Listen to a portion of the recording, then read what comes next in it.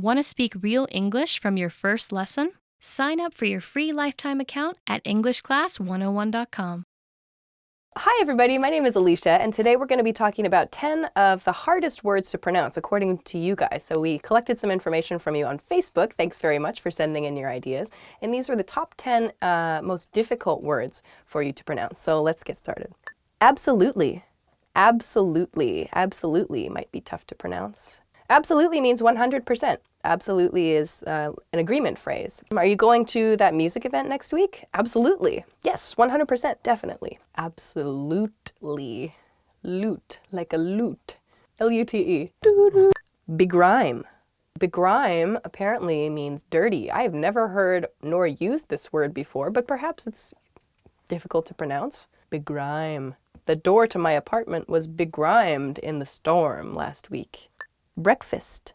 The next word is breakfast. Breakfast is hard to pronounce, but that is the meaning of breakfast. You're breaking the fast. So a fast is a period of time without eating, and to break means well, in this case, breaking something. It doesn't refer to like crushing a thing, but stopping something. To break the fast of the night, in other words. So you're fasting during the night, you're not eating, so you wake up in the morning, you break the fast. But we don't say break fast, we say breakfast. In a sentence, this morning for breakfast, I ate a bowl of cereal with grapes, and I had a coffee too.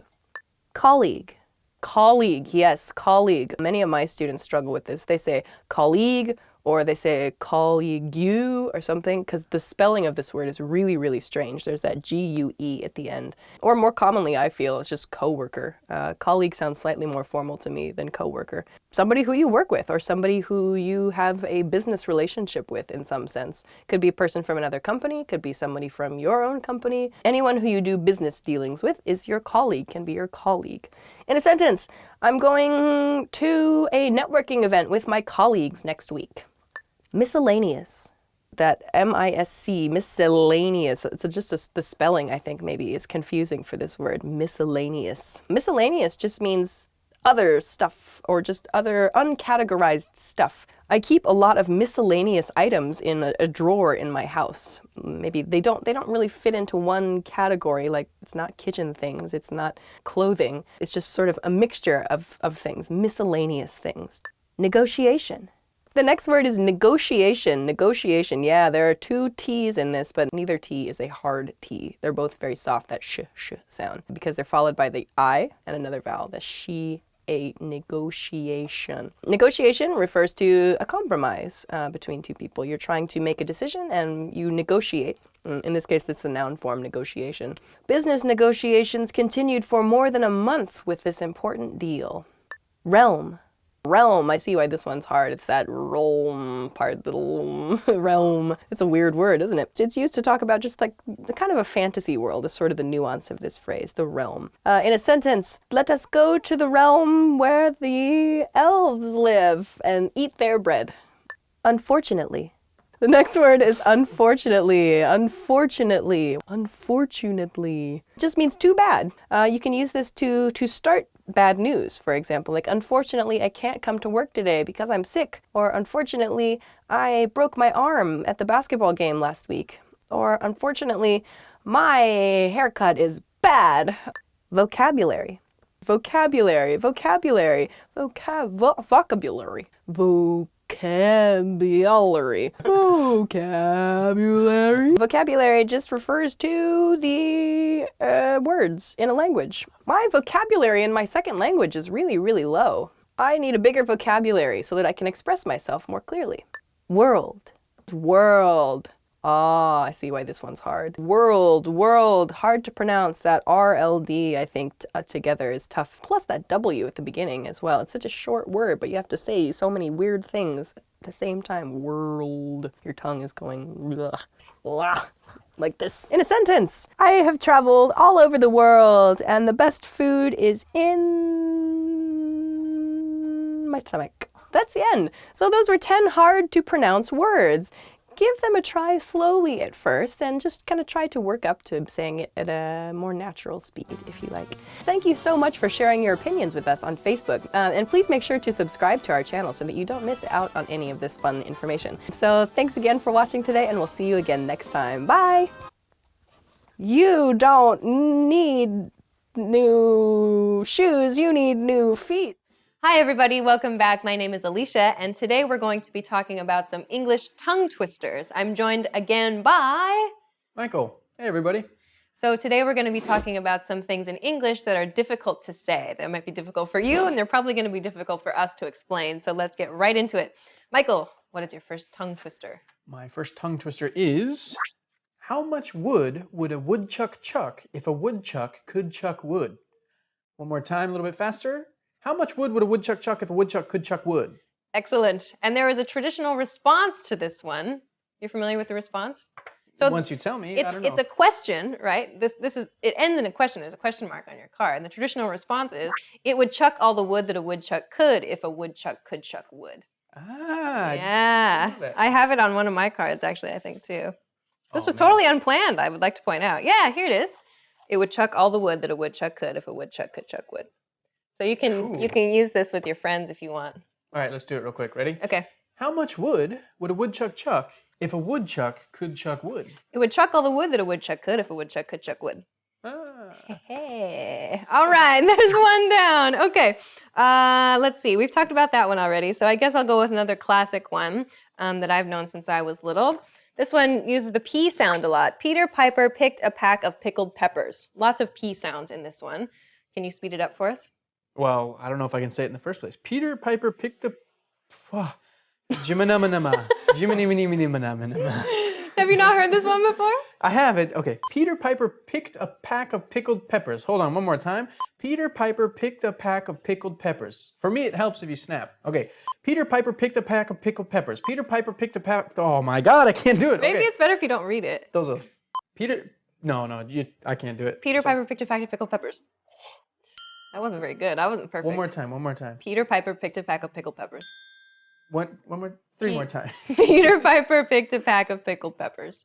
Peter Piper picked a... Oh, dude, I can't do it. Peter Piper picked a pack of pickled peppers. There we go. Peter Piper picked a pack of pickled peppers. Peter Piper picked a pack of Oh, man, that's tough. The P's, man. I can't do the P's. Oh, wow. P's can't do you either. Okay. Go to your next one. What's your next one? Now my brain is frazzled now. Okay, I just like this one. I've actually never heard this before, but I like it because there's a lot of THs in it. And a lot of foreign people who are learning English, let me say that, a lot of non-native English speakers have trouble with TH. That's been true for a lot of my students, regardless of where they're from, what their native language is. So, the 33 thieves thought that they thrilled the throne throughout Thursday. Wow, I've never seen this one. Yeah, me either. But I just thought it was good because remember, TH.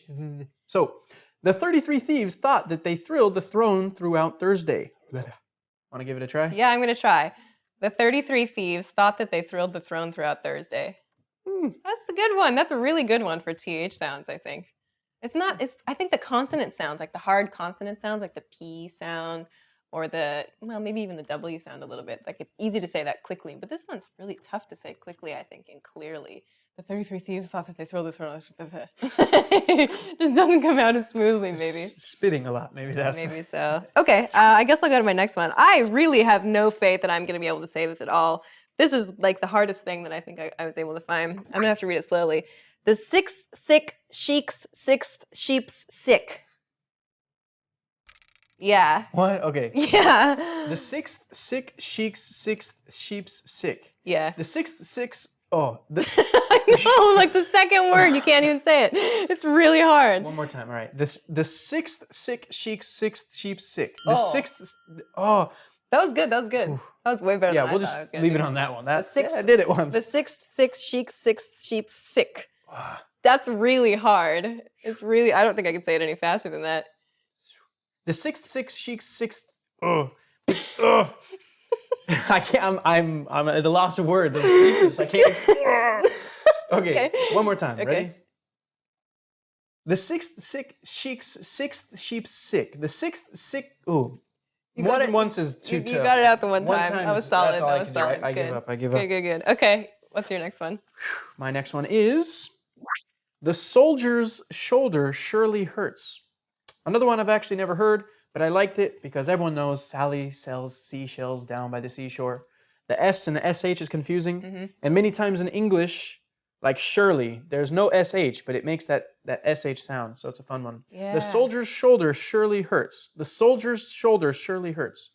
Want to give it a try? The soldier's shoulder surely hurts. This is the tough part here for me anyway, is the soldier's shoulder, making that sound really clearly as that. The soldier's shoulder surely hurts. Yeah. Yeah. You make it sound so easy. Wow, professional. Not really. Okay, on to the last one. This one is really short, actually. It's only 2 words, but it's tricky. It's really tricky. I can't say this fast.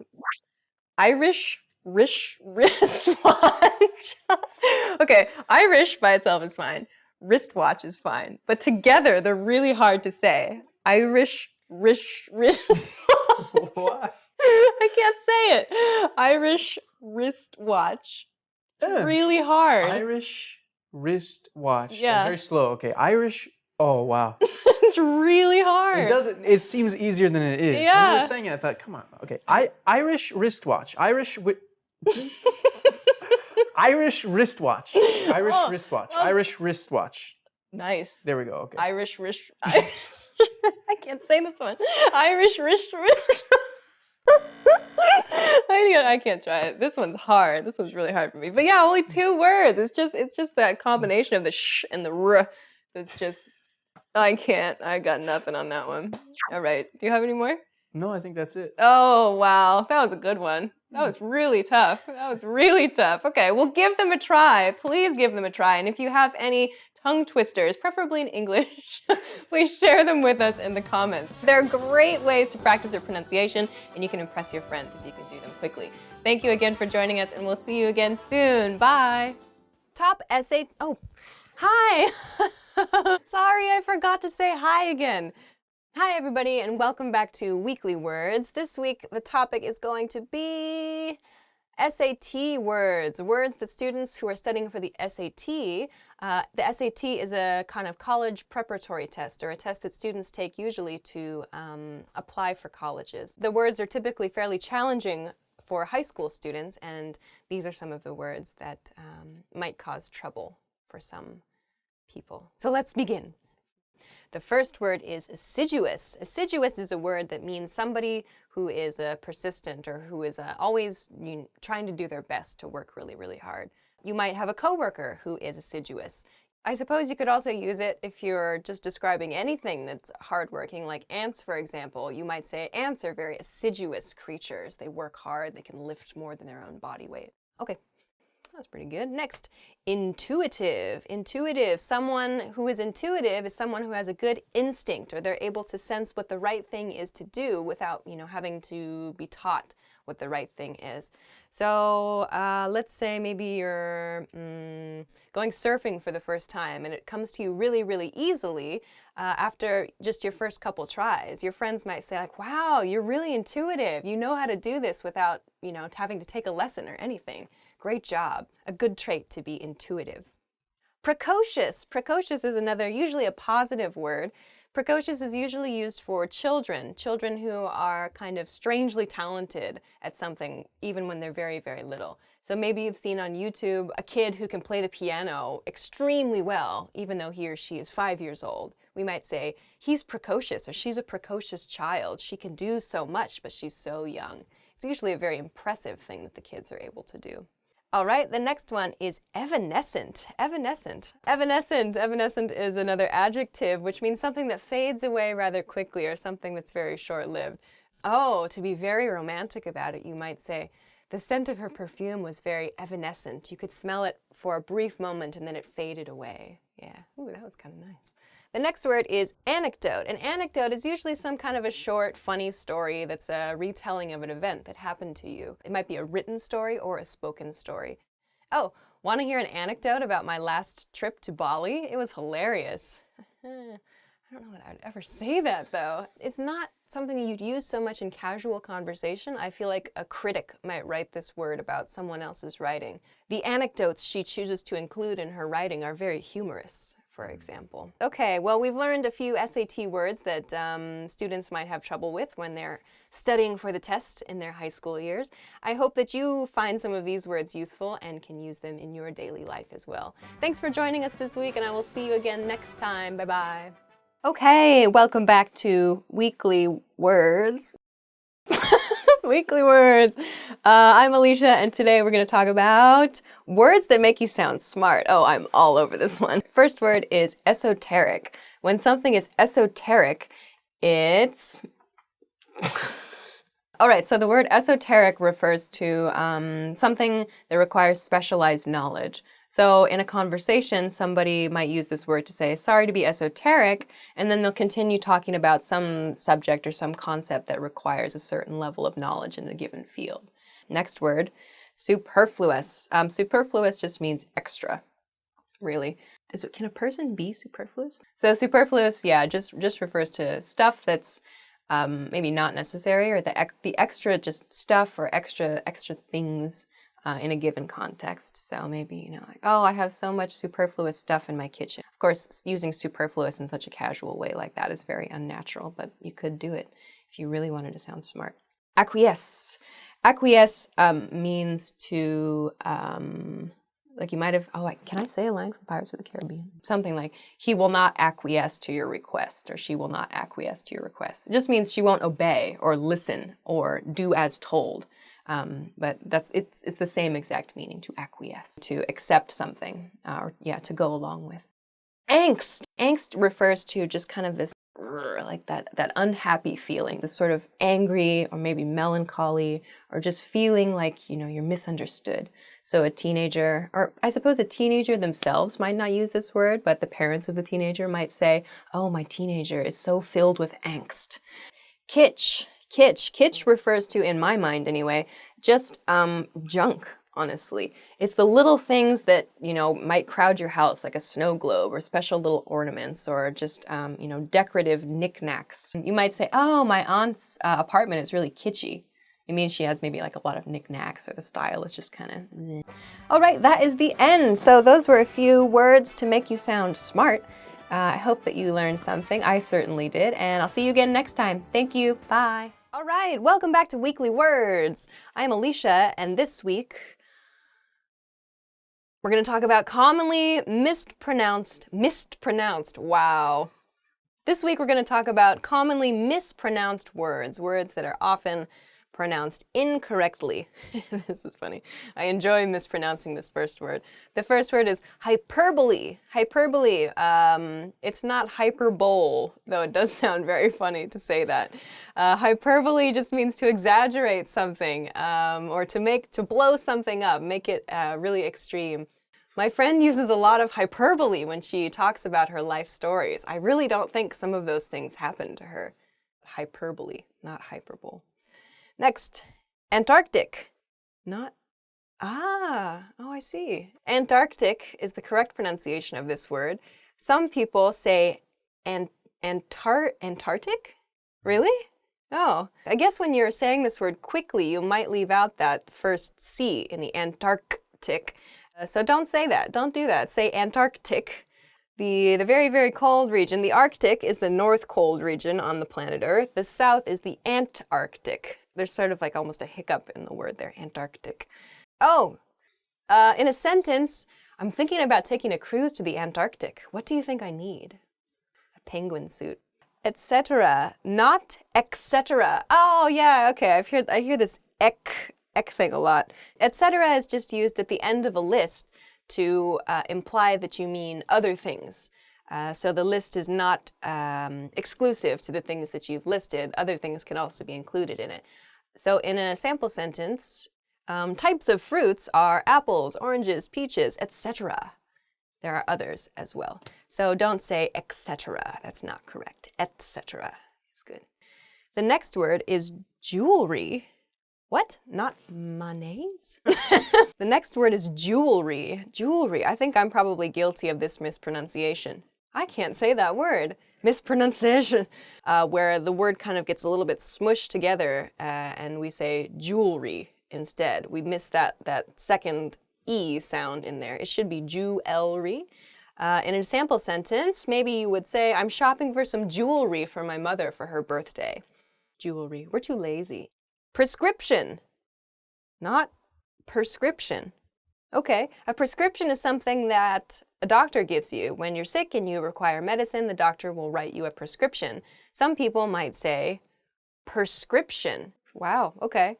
I didn't even notice, and I was doing it while I was telling you guys not to do it. That's embarrassing. Prescription. A doctor writes you a prescription, not a prescription.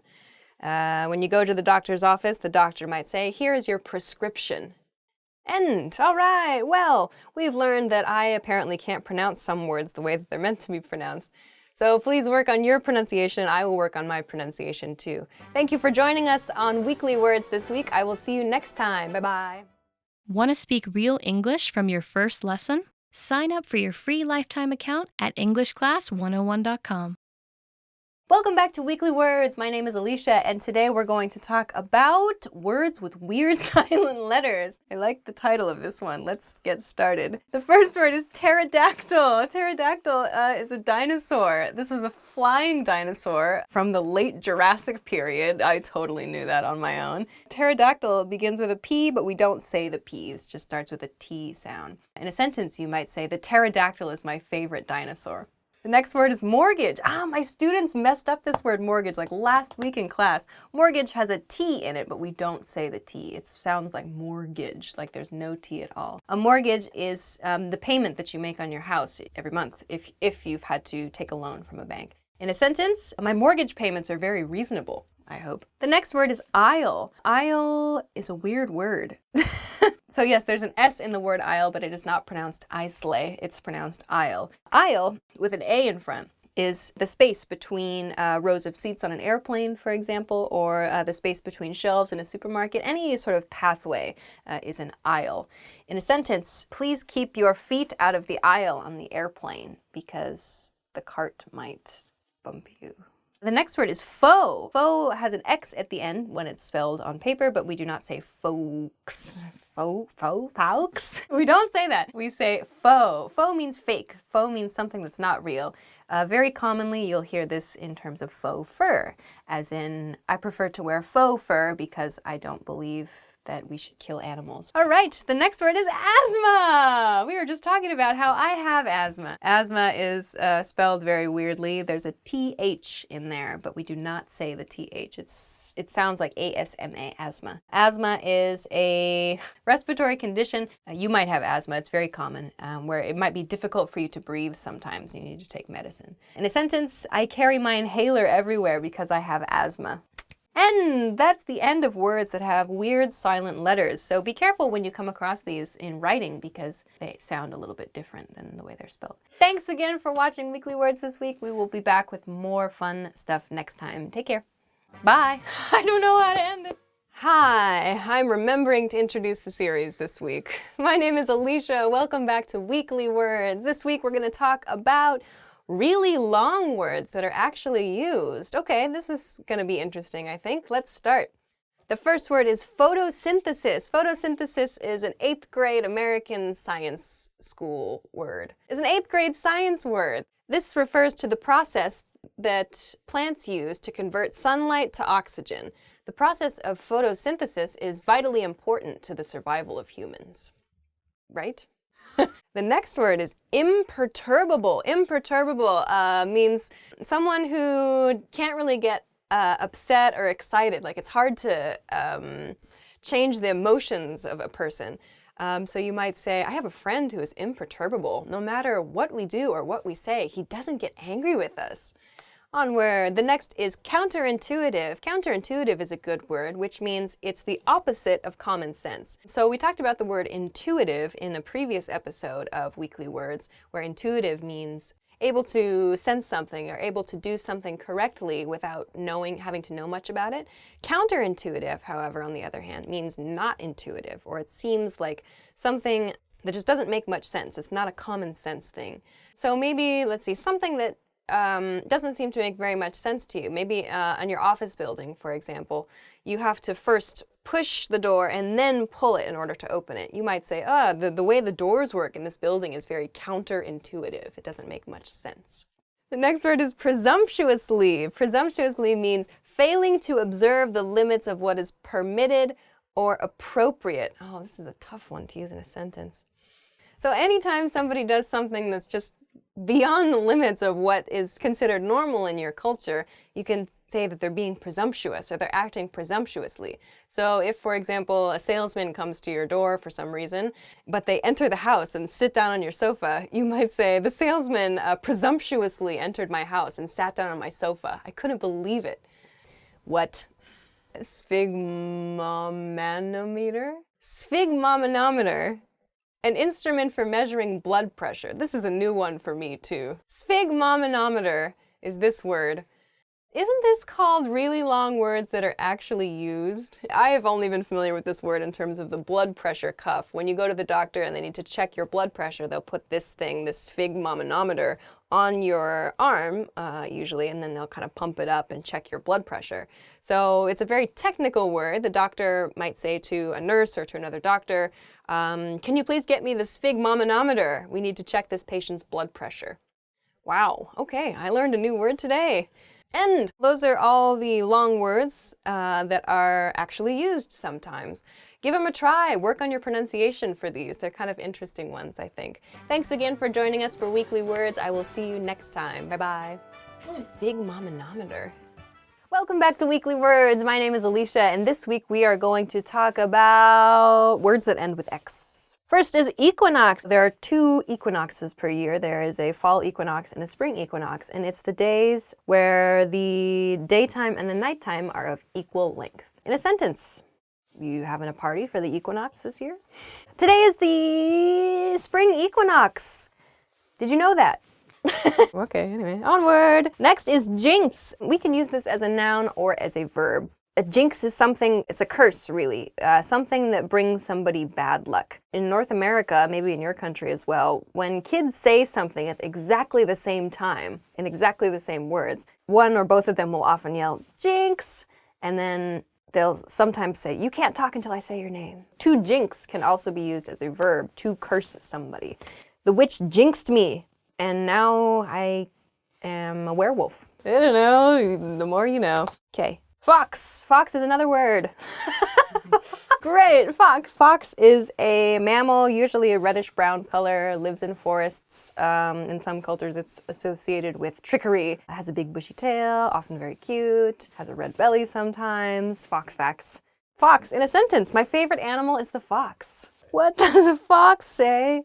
Climax is common in movies or in books. It's whatever the most intense scene in the movie is, or the most intense scene in the book is. Something where everything comes to a peak and it's has the most action or the most drama in the movie, whatever. The most intense point of something is the climax. In a sentence, the climax of the movie was the most exciting part. What movie has the best climax? I remember, obviously, Lord of the Rings. Yeah, it was the last one, The Return of the King. This is like that scene where Legolas rides the elephant, you know? Pew, pew. Wax. Life's most important substance. Wax.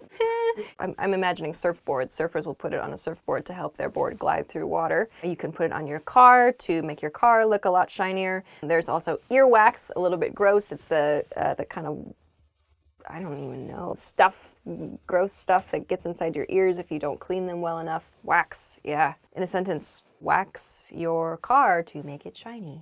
And that's the end of words that end with X. Give them a try. They're interesting. Thanks very much for joining us this week. We will see you again soon for more fun stuff. Bye. Excellent. We learned something. Hi, and welcome back to Weekly Words. I'm Alicia, and I don't know what I'm going to talk to you about yet, but let's start. Today's topic is words that vary by region. Creek. I say creek. You might hear the word crick. Crick. And the word creek means a small river, essentially. There's a creek in my backyard, for example. Sure. The next word is coyote. I say coyote. How do other people say this word? Coyote. Oh, yeah, coyote. I don't say that. A coyote is kind of a dog-like animal. It's a wild animal, about the size of a dog, but they howl at night. We have them in Oregon, where I'm from. I definitely heard them at my house. Last night I heard the coyotes out in my pasture. Okay, the next word is route. R-O-U-T-E. Route is how I say it. You might also hear the word pronounced route. Route, R-O-U-T-E, means the way through a city or a town, or some kind of path, in other words. R-O-O-T, which this word sounds like, is the system that's at the bottom of a plant that a plant uses to get nutrients, you know, with the little hairy fibers. I am so good at explaining plant biology. Oh, I know a good route to get from school to the park later. Let's take that on our bicycles. That was oddly specific. The next word is apricot, or you might hear apricot as well. It's a fruit. So you might say, hey, did you bring any apricots to the picket? Picket? To the picket. Apricots, no apricots. Picket, on the other hand, is a word that means protest. There's a freebie in there. For example, you might say, hey, I really like those apricots you brought me the other day. They were delicious. Okay, the next word is caramel. I think I say caramel. Oh, this is making me doubt myself. There's caramel and there's caramel. They both refer to a sugary, sweet substance that's often a type of candy or often inside a type of candy. It's really, really delicious. So you might say, oh, my favorite kind of candy is caramel, or my favorite kind of candy is caramel. Just depends on where you're from. Apparently in the East Coast, they say caramel. On the West Coast, it seems we say caramel. That sounds about right to me. You can choose. End. Hooray! What was this one called? This has been words that vary by region. You can choose which region you're from, perhaps, but it's probably best for you to be consistent when you're speaking so that you don't confuse the person listening to you. Hope you enjoyed, and I will see you again next time. Bye-bye.